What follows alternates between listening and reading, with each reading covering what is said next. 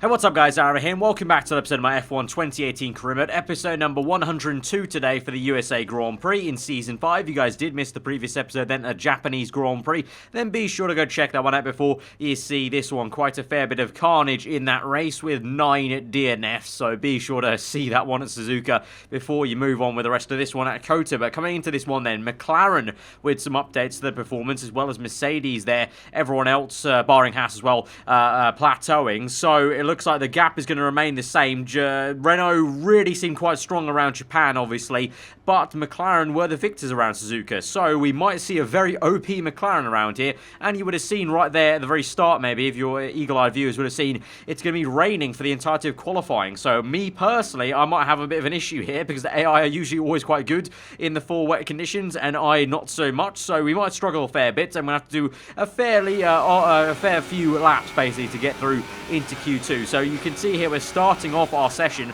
in Q1. We filled up the car for pretty much about 5 laps worth of fuel, but on maximum fuel mixture that will run out in 3 laps time.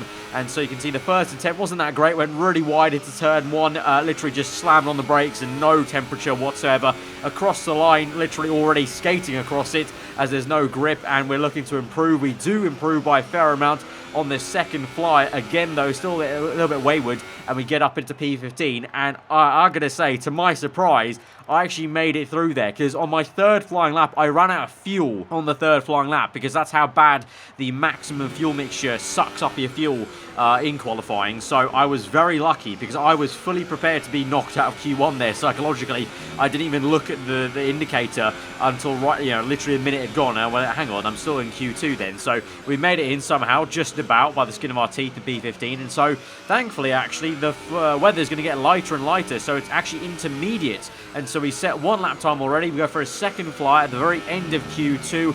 Very shaky lap, wrestling the car across the curbing, a little bit wide on the exits here and there. But at the moment we're at P8, P9 actually across the line, and we will make it through into Q3 in P8 in the end by improving by a fair bit and ahead of both Red Bull cars, which actually surprised me that the Red Bulls were way down there. And you can see what I mean by the 2 McLarens, 1 and 2 there. They're looking very strong.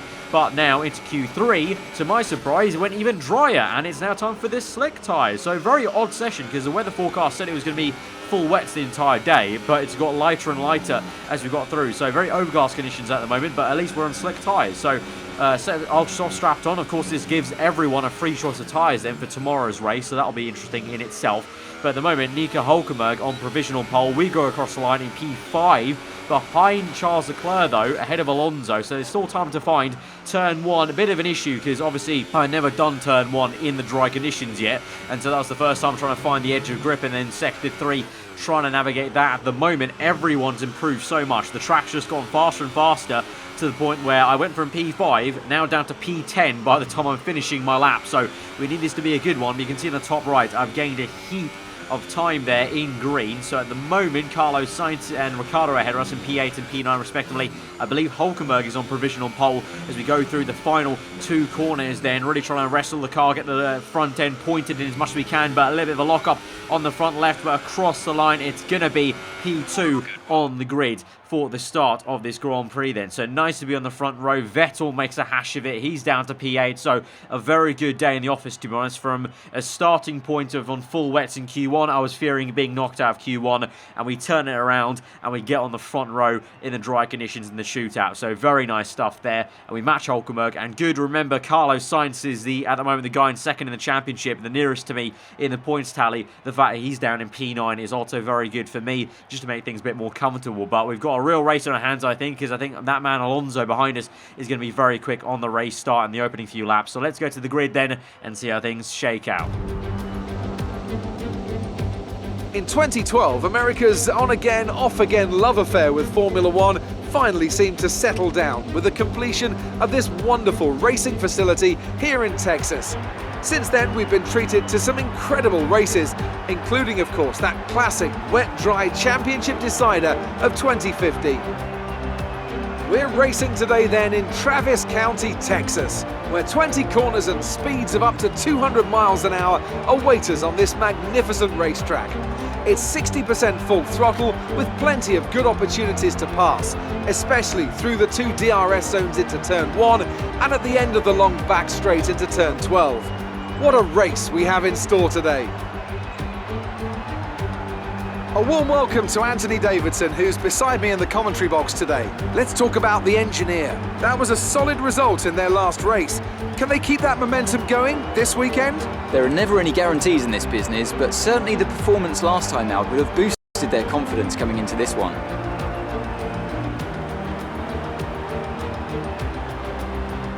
We're almost ready to go then, and this is what the starting grid looks like for today's race. Great work from Nico Hülkenberg yesterday sees him start on pole, and the engineer completes the front row. Looking down the rest of the grid, we have Alonso, Verstappen, Charles Leclerc and Hamilton, Raikkonen, Sainz, Bottas and Stoffel van Dorn, Magnussen, Grosjean, Sergio Perez and Gasly, Hartley. They'll be starting further back after an earlier grid penalty. Ericsson, Esteban Ocon and Sergei Sorokin. Stroll and Daniel Ricciardo rounds off the grid. And now it's time to head down to the track.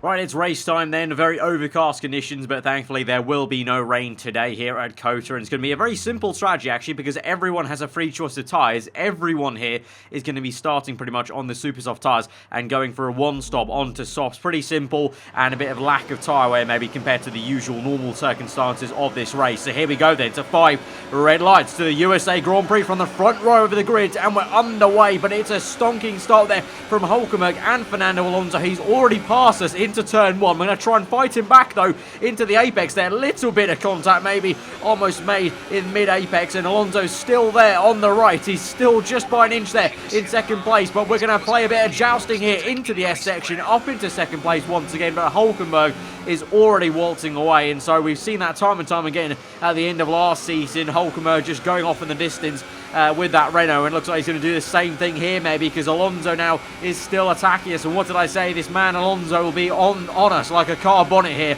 on the first stint, and he's already going to maybe try and make another play for second place. We go very defensive, but lock up on the front left tyre there. We go wide on the curb. We're going to try and attempt to still stick this to the inside there and try and defend against Fernando, but he's going to pull it on the outside the long way round. He's got the power down. He's actually pushed us a little bit wide there, and he's got the move made. And as well, we've invited Verstappen through because we went so wide there after the contact with Alonso that Verstappen is through up into P3 in the Red Bull. So we're down to P4, just ahead of Leclerc in the Sauber, who's doing a great job there. And you can see the amount of understeer and dirty air I'm getting off of Verstappen at the moment. So we have to try and recompose ourselves and try and push on and close back up to Verstappen. You can see the amount of oversteer we're getting there. It may look visually quite cool, but it's not going to gain us any lap time there. So we have to try and calm down, get our head down. I know we can be faster than the Red Bull at least, and so we need to try and get back up into P3 if we can. And we might just do that on the end of this straight. Verstappen goes defensive there. We've got a lot of speed without even DRS available to us, and Verstappen goes wide, and so here we go. Bit of contact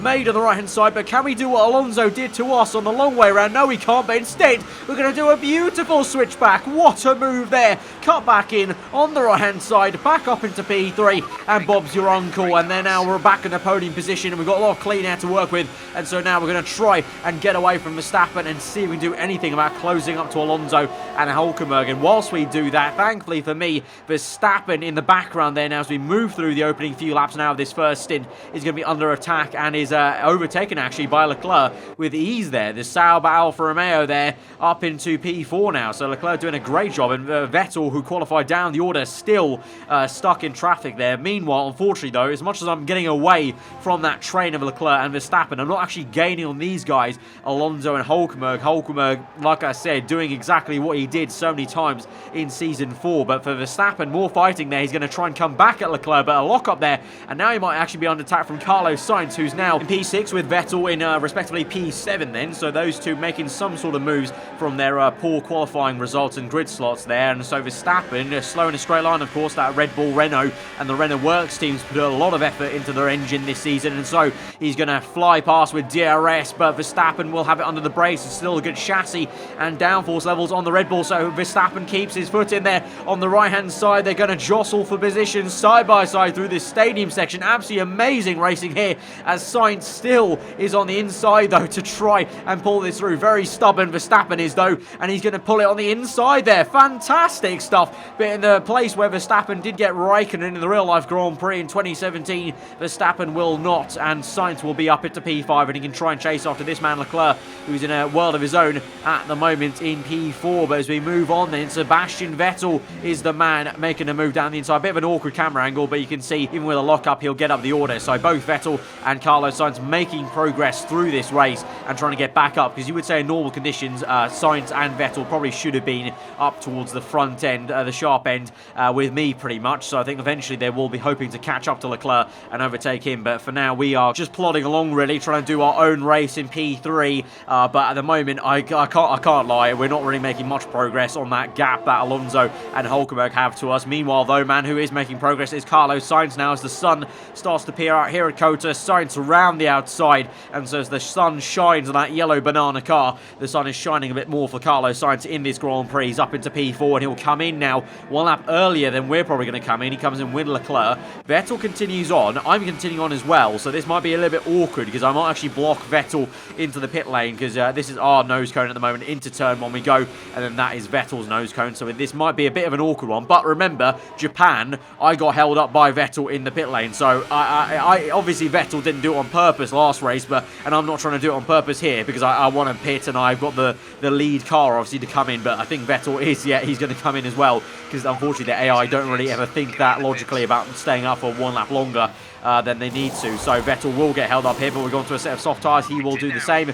Everyone go for that one stop from supers to soft tyres at the end of this Grand Prix. But now it's a case in question of where is Carlos Sainz in this, because he did go for the undercut, and usually around Kota it is pretty damn good. So let's see where he's going to be. There he is on the left hand side. He's going to come through into turn one. This might be very close into turn one's apex there. Sainz will swipe across us, and so we're side by side at turn one, and we're going to be neck and neck down towards the S section. He just backs off a little bit on the right hander. We swipe across a little on the racing line and try and defend that position, and so we maintain P3, but that was literally, you couldn't get any closer on the pit lane exit there. So Carlos Sainz almost timed that to perfection, but now he will try and get us in a straight line. He's got DRS available as we both spark away down to the brake zone there. Big brake zone. We're on the inside to defend this corner. We're trying to scrub off the speed and push him wide, but he's still got his front wing in there, and so he's on the inside. We're going to have to try and hang this on the outside. He's going to force us a little bit left, and so we're jostling for position here on the very awkward left-hander. We go very tight on the line, and that opens up the corner for Sainz to make a move on the outside, and somehow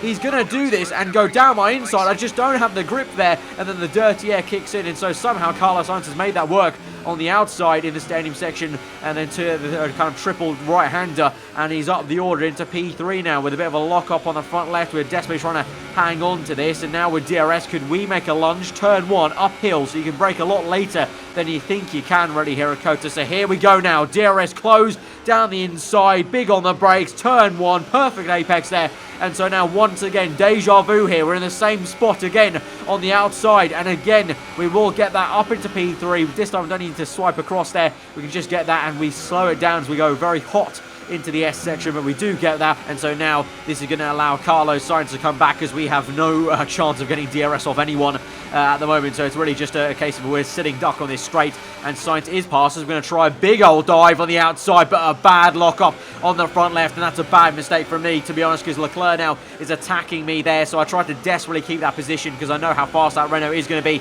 and now Leclerc is attacking me, the youngster in the junior Ferrari team of Sauber, trying to get me, but we do make that work and eventually keep that P4. But it looks like Carlos Sainz now has checked out this Grand Prix for me, and he's going to push on. But look at the gap that Alonso has to me in the minute. You just saw a flash of that orange dot already going through turn one. So I think P4 may be the maximum we're hoping for today. So unfortunately we will lose some points now to Carlos Sainz, but remember, we were still at least 30, I think it was 32 points ahead in the championship, so it's not too much of a worry, to be honest. If he gets, like, what's that going to be, 3 points ahead of us in the championship, that's not going to be much of a worry. And so we're just going to go on and try and finish off this race. Meanwhile, behind us though, big fight going on. Verstappen is past Leclerc actually, and so there's a three-way scrap between Verstappen, Leclerc and Van Dorn. Vettel lost out massively, of course, being held up in the pit lane, so he's way down the order behind those three, but he's going to slowly try and catch up in this Grand Prix. So those three scrap away like they are doing right now, with Leclerc going down the inside of Verstappen. Vettel might just be able to slowly creep back up into this race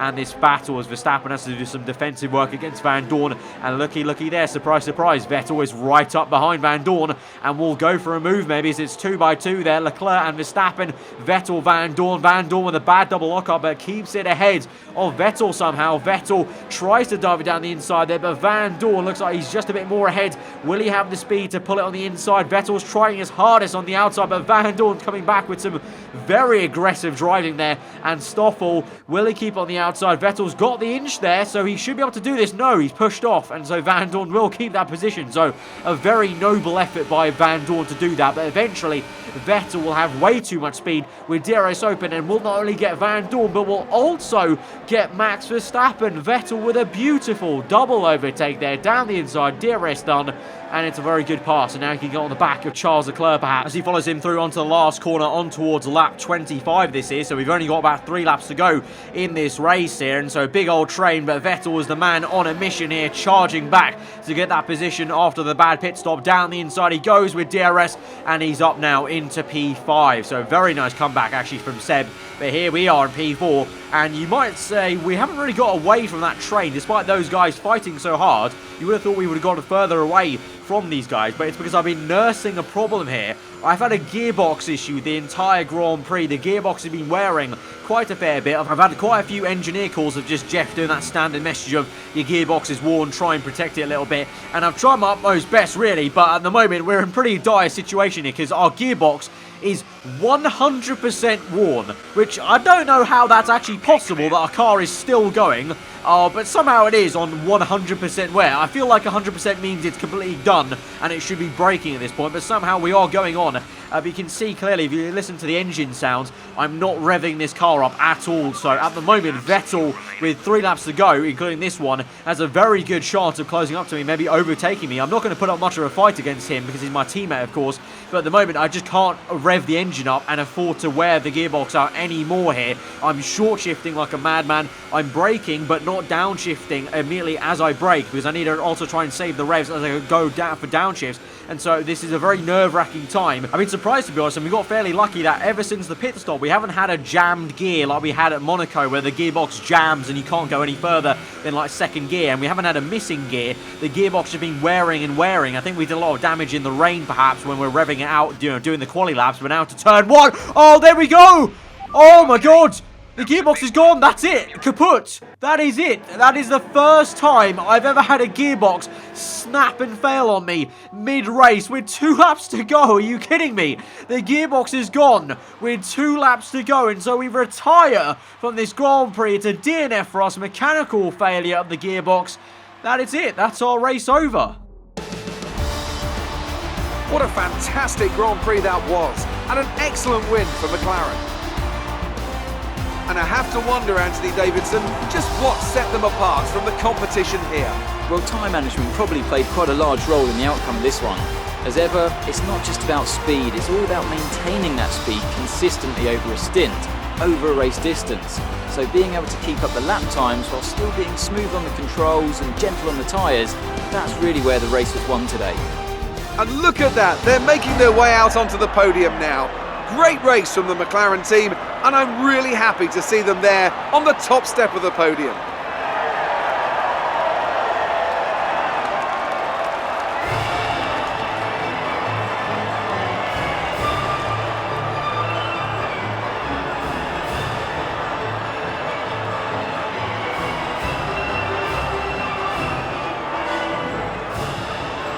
An absolutely bonkers and disaster way to end the USA Grand Prix. 2 laps we had to last on that 100% worn gearbox, and we would have had some decent points. Like I said, Vettel was catching me. I was going to let him by. I still would have probably finished 5th place because Leclerc, Van Dorn and Verstappen were too busy fighting each other. So that could have been 5th place at least. That would have been a good 10 points there. But now it's 0 points, and Carlos Sainz now is just randomly jumped up to 17 points behind me instead of like 32 odd. He would have only been maybe 28 behind me. Now it's suddenly 17 because I lost 12 points there by DNFing. So now the pressure might start to come onto us a little bit now, because Sainz and the Renault are looking very good these days, and he keeps beating me now. So it's gone from feeling like in a comfortable position to immediately now in a snap of a gearbox, basically a snap of a gearbox.